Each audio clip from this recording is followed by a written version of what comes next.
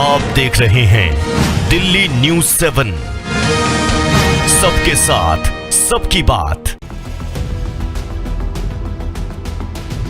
तृणमूल कांग्रेस पर असली हक किसका है, ये सवाल आज पूरा बंगाल पूछ रहा है।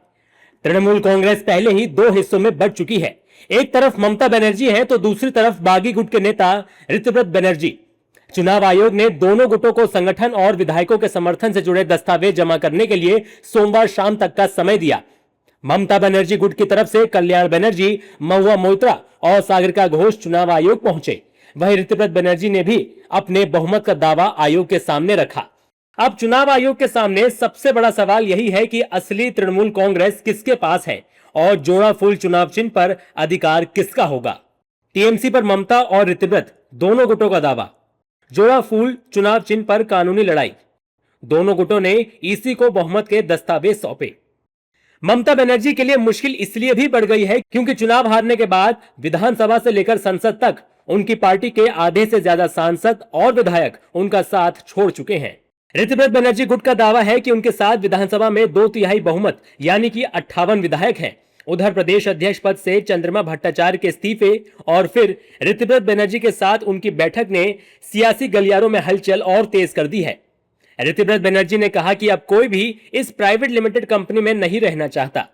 देखिए, प्राइवेट लिमिटेड कंपनी में मालिक छोड़ के और किसी का कोई वैल्यू नहीं है। जो कर्मचारी है उनको ह्यूमिलिएट किया जाता है, अपमान किया जाता है, लुक डाउन अपॉन किया जाता है।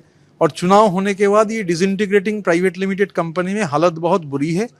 तो चंद्रिमा दी उनका नाम घोषित हुआ था, उसी समय माला राय शायोनी का भी नाम घोषित हुआ था, बाकी लोगों का भी हुआ था। वो लोग छोड़ के तो पहले ही चले गए थे। आज चंद्रिमा दी जो ह्यूमिलिएशन उनको फेस करना पड़ा, उनका लॉयल्टी लेकर जो सवाल उठाया गया, multiple time MLA, multiple time minister और बहुत ही ग्राउंडेड एक पॉलिटिशियन, मैं बहुत ही सम्मान करता हूँ। उधर ममता गुट ने भी पलटवार किया। कल्याण बनर्जी ने बागी नेताओं को सीधे सीधे फ्रॉड बताया और कहा कि अगर वे खुद को असली टीएमसी मानते हैं तो पहले विधायक पद से इस्तीफा दें और फिर जनता के बीच जाकर अपना जनादेश साबित करें। सरोवर जो तृणमूल कांग्रेस का टिकट लेके ममता बनर्जी जो सिंबल का साइन करता है चेयरपर्सन करके, उसको मान लिया था। तो मान लिया तो कैसे तुम इलेक्शन में कंटेस्ट किया 3 वर्ष साथ? ये आप वो बात बोलेंगे तो आप तो एमएलए नहीं है, आप तो फ्रॉड प्रोडक्ट है। आप लोग को तो रिजाइन करना चाहिए, वो सिंबल गलत है। वहीं इस मुद्दे पर बंगाल सरकार में मंत्री दिलीप घोष ने कहा कि ये कानूनी मामला है जिसका फैसला चुनाव आयोग को करना है। चलो, कानूनी मामला है, अब कानून का मामला लड़ेंगे वो लोग कि बीजेपी के खिलाफ लड़ेंगे।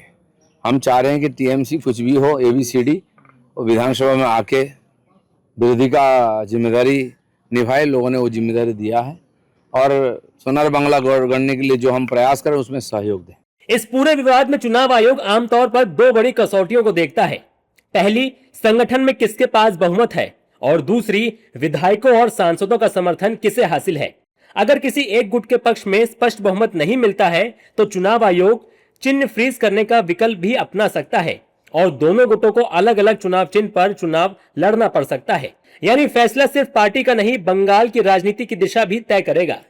एक समय जिस तृणमूल कांग्रेस को ममता बनर्जी ने अपने दम पर खड़ा किया था, आज उसी पार्टी पर सबसे बड़ा सवाल खड़ा हो गया है और वो ये कि क्या ममता बनर्जी पार्टी और चुनाव चिन्ह दोनों को बचा पाएंगी या फिर ऋतव्रत बनर्जी का दावा बंगाल की राजनीति में नया अध्याय लिख देगा।